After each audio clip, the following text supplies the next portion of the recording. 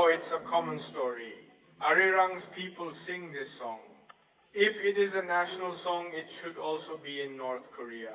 Chinese Koreans should also have Arirang.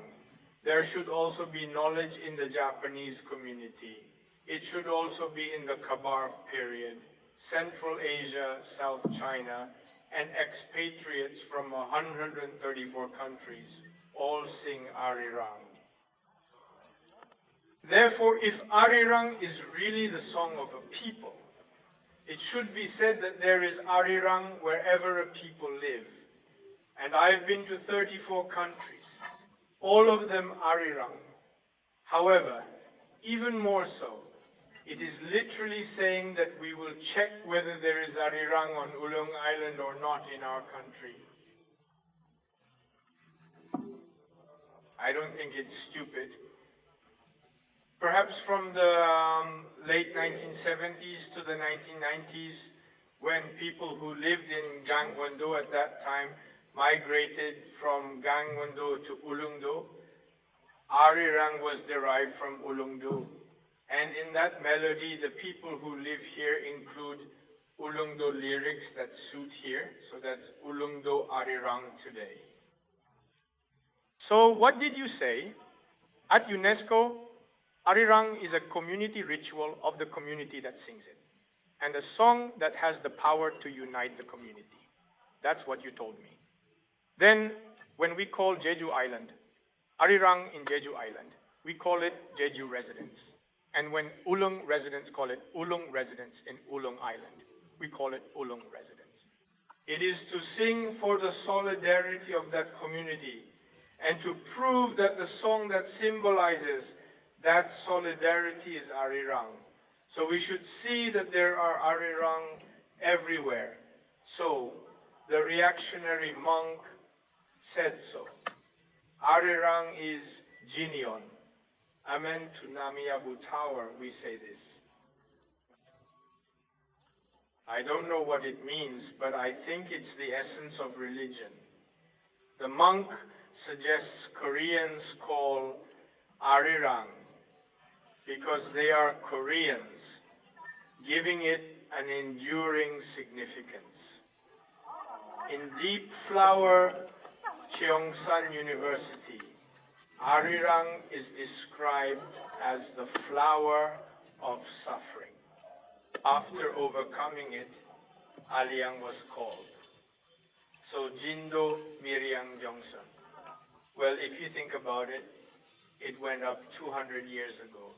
And 300 years ago, it was very barren places. It is said that after overcoming hardships in such a place, Arirang bloomed. But more directly, isn't there Arirang in places like Sakhalin in Central Asia? How painful was it? In modern history, Arirang flourished in these places. So yes, it is correct to say that Arirang is the flower of Goran. Yesterday, today, we are playing Arirang with you. They say they sing Arirang, but they actually have to sing Arirang, because I told you before.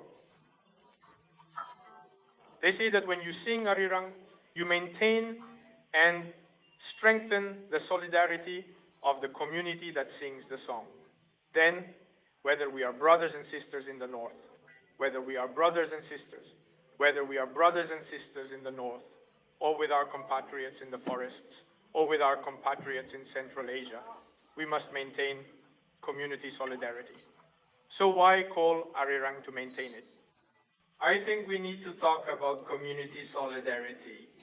Today, Ulleung-do is singing Arirang hard yesterday, and today, and many areas in the other 8 provinces are singing Arirang.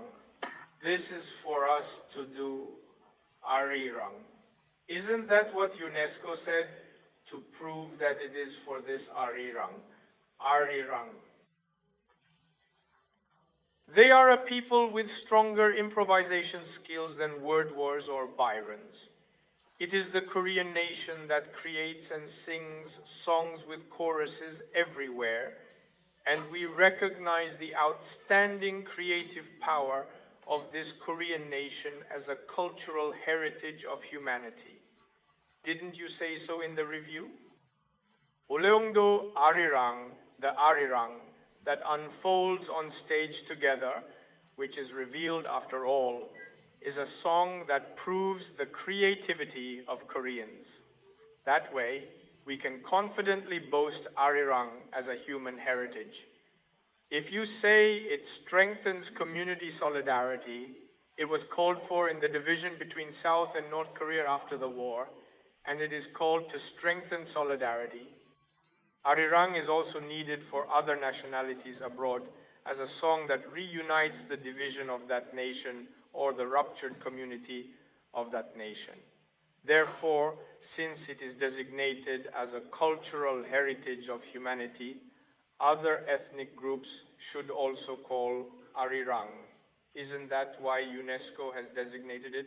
So Arirang is a cultural heritage of humanity enough to be proud of. It's worth it. Finally, let me give you the evidence. In 2012, China first designated Jilin province as an intangible cultural heritage. And in December of that year, we were listed as a UNESCO World Heritage Site. 2 years later, Japan and North Korea listed it as a first-class cultural heritage. And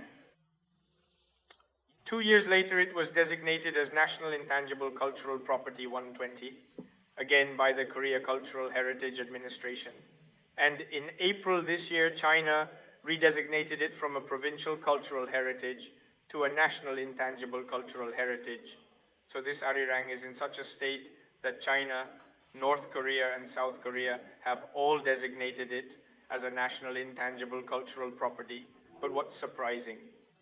It was announced in July this year. It turns out that Japan is calling itself Arirang up to 70. The fact that Japan is singing Arirang, sung by Japanese singers with Japanese tunes and composed by Japanese composers and Japanese lyricists up to 70 years ago, is in front of North, South, and China. Even Japan is singing Arirang with their own songs. If this happens, we will be able to confirm that Arirang is not simply the song of a nation, but is definitely the heritage of mankind and the song of mankind. Next year is the 65th anniversary of the Korea-Japan Agreement. I think Arirang will have a special exchange with Japan. My next year is the centenary of the birth of the film Arirang.